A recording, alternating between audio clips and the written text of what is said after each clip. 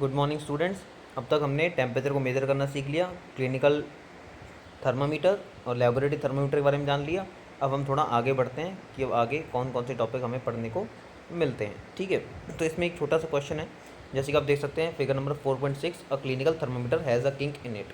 Question क्या बनता है कि जो टेम्परेचर राइज अप हो जाता है, यानी कि जितना टेम्परेचर ऊपर बढ़ जाता है थर्मामीटर के अंदर, या पारे का लेवल जो बढ़ जाता है, मरकरी का लेवल, वो नीचे क्यों नहीं आता? वो क्यों नहीं आता? क्योंकि थर्मामीटर के अंदर ये किंक पाया जाता है। दिख रहा है आपको ये इसको हम बोलते हैं किंक।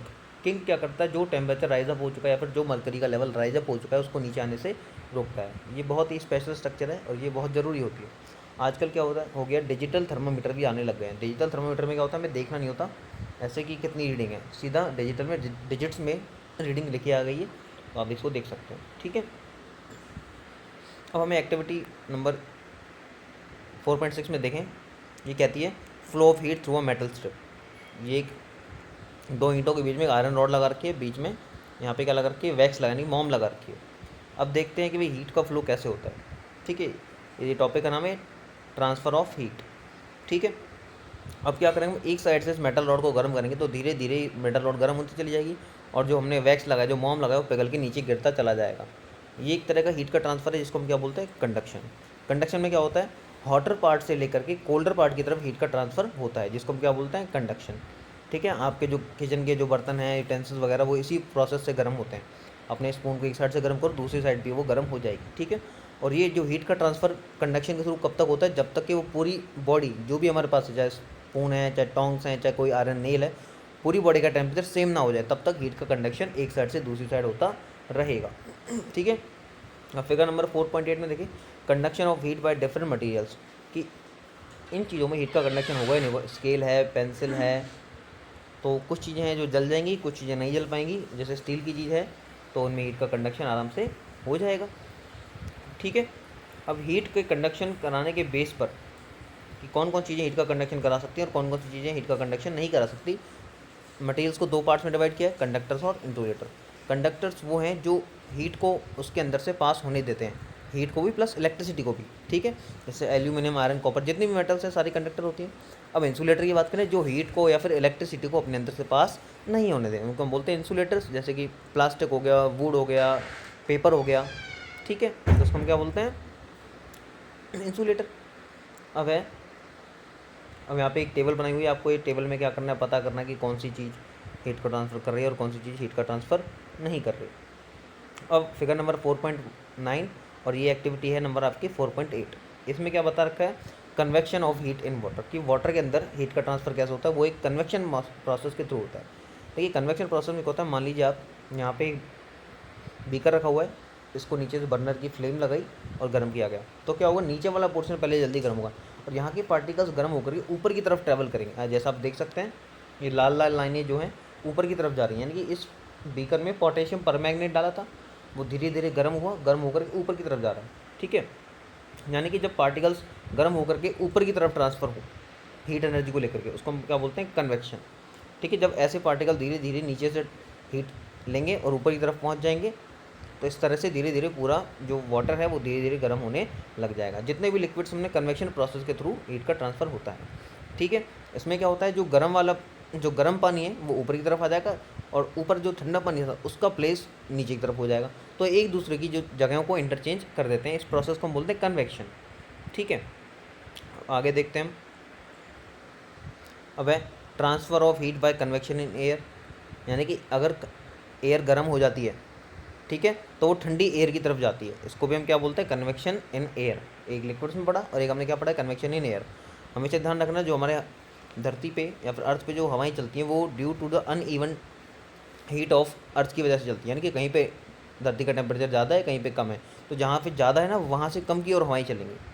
ठीक है, आपने सी ब्रीज और लैंड ब्रीज के बारे में सुना होगा, देखिए इनके बारे में बता देते हैं।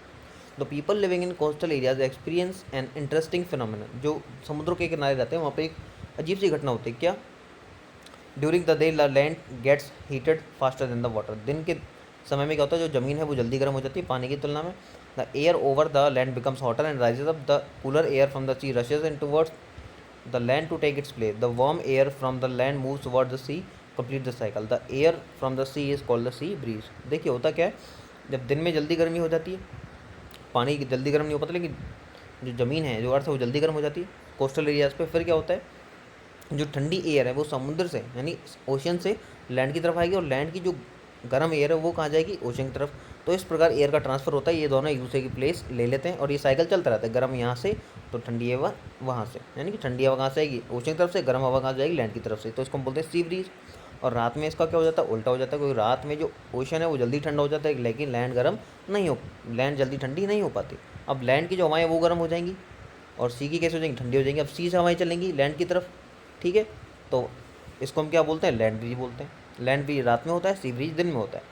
डिपेंड करता है कौन सी चीज़ ज़्यादा गर्म है, दिन में लैंड ज़्यादा गर्म होता है, रात में ओशन ज़्यादा गर्म होता है, ठीक है। तो लैंड ब्रीज आ गया समझ में, सी ब्रीज भी आ गया होगा आपको। लैंड ब्रिज में हवाएं कहाँ से चलेंगी, सी ब्रिज में हवाएं कहाँ से चलेंगी, आप इसको पढ़ें, आपको समझ में आ जाएगा, ठीक है। अब ये तो हो गया कन्वेक्शन। अब एक प्रोसेस और होता है जिसको हम बोलते हैं रेडिएशन। देखिए सी ब्रिज और लैंड ब्रिज का यहाँ पे डायग्राम भी बना रखा है, आप देख सकते हैं, पहला सी ब्रिज वाला, दूसरा लैंड ब्रिज वाला। अब एक होता है प्रोसेस रेडिएशन। रेडिएशन का मतलब क्या है, जब बिना किसी चीज़ की हेल्प के थ्रू गर्मी हमारे पास पहुंच जाए, हीट एनर्जी हमारे पास पहुंच जाए। जैसे कि जो सन है, सन की जो हीट एनर्जी है वो अपने आप ही हमारे पास आ जाती है, किसकी फॉर्म में, रेडियो वेव्स की फॉर्म में, या फिर रेज की फॉर्म में, जिसको हम क्या बोलते हैं, रेडिएशन, ठीक है। बिना किसी एनी मीडियम की लिए, विदाउट एनी मीडियम जब हीट एनर्जी का ट्रांसफर हो रहा है तो उसको हम क्या बोल देते हैं, रेडिएशन बोल देते हैं, ठीक है। आप सन के सामने खड़े हैं तो आपको गर्मी लगने लग जाएगी, तो उसको हम क्या बोलते हैं, रेडिएशन, ठीक है। आसपास रखी चीज़ें धीरे धीरे गर्म हो जाती हैं, वो रेडिएट होने लग जाती हैं, यानी कि सन से उनके पास जो हीट एनर्जी आई उन्होंने उसको ट्रैप कर लिया, और वो धीरे धीरे क्या हो चुके हैं, गर्म। तो हीट ट्रांसफर होने की 3 मेथड हैं, कंडक्शन मेटल्स वगैरह में, कन्वेक्शन एयर और लिक्विड में, और रेडिएशन ये डायरेक्ट किसी भी बॉडी को गर्म कर सकता है। ये चीज़ें आती हैं, रेडियो वेव्स हो सकती हैं, या फिर आपकी रेज भी हो सकती हैं, ठीक है। अब kinds of clothes we wear in summer and winter. देखिए अब किस प्रकार के कपड़े पहनते हैं। देखिए गर्मियों में हम हल्के रंग के कपड़े पहनते हैं, लेकिन सर्दियों में हम डार्क कलर के कपड़े पहनते हैं। देखिए फिगर नंबर 4.12 की एक एक्टिविटी है, एक जो बर्तन है वो डार्क कलर में, एक लाइट कलर में। अब इसको बाहर रखें थोड़ा सा नॉर्मल टेम्परेचर में, तो आप देखेंगे जो डार्क कलर वाला बर्तन है उसका पानी ज़्यादा गर्म है, और लाइट कलर वाला बर्तन है जो उसका पानी कम गर्म है। ऐसा क्यों, क्योंकि डार्क कलर वाली जो बर्तन है वो ज़्यादा हीट एनर्जी को एब्जॉर्व करते हैं compare than to light colour, ठीक है। तो गर्मियों में हम इसलिए लाइट कलर के कपड़े पहनते हैं। अगर हम डार्क कलर के कपड़े पहनेंगे हम ज़्यादा गर्मी लगेगी, इसलिए हम लाइट कलर के पहनते हैं। सर्दियों में ठंड लगती है इसलिए हम डार्क कलर के कपड़े पहनते हैं, ठीक है। अब woollen clothes keep us warm in winter. जो ऊनी कपड़े हमें क्या रखते हैं, सर्दियों में गर्म रखते हैं। क्यों, क्योंकि जो ऊन है वो एक तरह की इंसुलेटर है, यानी कि वो हीट को पास नहीं होने देती। जब आपकी बॉडी, ऊन जो होती है आपकी बॉडी को लेकर हीटअप हो जाती है। अब आपकी बॉडी जो हीटअप हो चुकी है वो हीट वहाँ पे ट्रैप हो जाती है, क्योंकि आपने ऊनी कपड़े पहन रखे हैं, और वो ऊनी कपड़े आपकी बॉडी की हीट को आपके एनवायरनमेंट में नहीं जाने देंगे। Because the woollen clothes are क्या होते हैं, वो इंसुलेटर्स होते हैं, किसके, हीट के। अब ये क्वेश्चन आंसर्स की तरफ हम एक बार देख लेते हैं। फिलअप आप कर सकते हैं कंडक्टर इंसुलेटर के एग्जांपल कर सकते हैं, और मैथ द फॉलोइंग आप कर सकते हैं। Discuss why wearing more layers of clothing during winter keep us warmer than wearing just one thick piece of clothing. अगर देखिए सर्दियों में अगर एक ही कपड़ा पहनेंगे तो इतनी हीट एनर्जी जो आपके अंदर बनेगी वो कहाँ से बन पाएगी, वो रुकेगी नहीं आपकी बॉडी में। लेकिन अब जब आप ज़्यादा कपड़े पहनेंगे तो जो भी हीट बनेगी वो आपकी बॉडी से पार ही नहीं हो पाएगी, क्योंकि वुलन क्लोथ्स क्या करते हैं, आपको गर्म रखते हैं, ठीक है। अब ये क्या, look at the 4.13 mark where the heat is being transferred by conduction, convection, by radiation. देखिए लिक्विड है, लिक्विड में कन्वेक्शन प्रोसेस के थ्रू हीट का ट्रांसफर होगा, बॉटम से लेकर के अपर साइड की तरफ, ठीक है। In places of hot climatic is advise that the outer walls of house be painted white. जहाँ पे गर्मी पड़ती है, यानी कि अपना राजस्थान ले लिया, गर्मी बहुत तेज़ पड़ती है, तो यहाँ पे घरों की जो दीवारें हम लाइट कलर के पेंट से क्यों करवाते हैं, क्योंकि लाइट कलर की जो दीवारें अगर होंगी तो हीट को एब्जॉर्ब नहीं करेंगी, जिससे हमें घर के अंदर गर्मी नहीं लगेगी, ठीक है। 1 litre of water 37 degrees mix with 1 litre of water 50, the temperature of water will be. 30 degree temperature का जो वाटर है वो 50 डिग्री मिक्स कर दिया जाए तो पानी का टेम्परेचर कितना हो जाएगा। देखिए 30 डिग्री वाले को 50 से मिक्स करेंगे तो पानी का जो टेम्परेचर वो मिक्स हो जाएगा, ऐसा नहीं बढ़ जाएगा, लेकिन वो मिक्स हो जाएगा, नॉर्मल टेम्परेचर हो जाएगा। देखिए ना तो वो 80 डिग्री होगा, ना ही वो 20 डिग्री होगा, वो क्या होगा 30 से 50 डिग्री के बीच में थोड़ा बहुत जितना भी टेम्परेचर होना होगा वो हो जाएगा, ठीक है। तो इसका आंसर डी आपका है।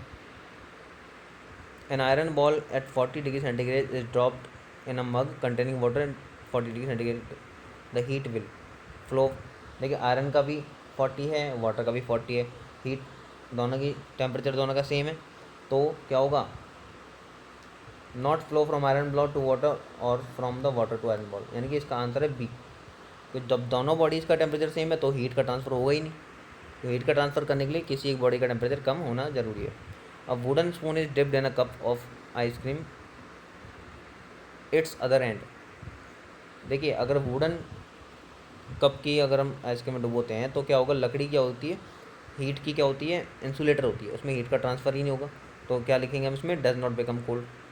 Stainless steel pans are usually provide with copper bottoms, the reason for this could be, copper bottom makes the pan more durable, नहीं। सच पैन्स अफियर कलरफुल, ये भी नहीं। Copper is better conductor for heat than the stainless steel, copper is easier to clean the, इसमें क्या होगा, सी। तो copper क्या होता है, एक बहुत ही अच्छा कंडक्टर होता है हीट का भी और साथ में इलेक्ट्रिसिटी का भी। हम वायर भी कॉपर के ही लेते हैं। ये आपका चैप्टर कंप्लीट, आप इसको पढ़ें और बताएं।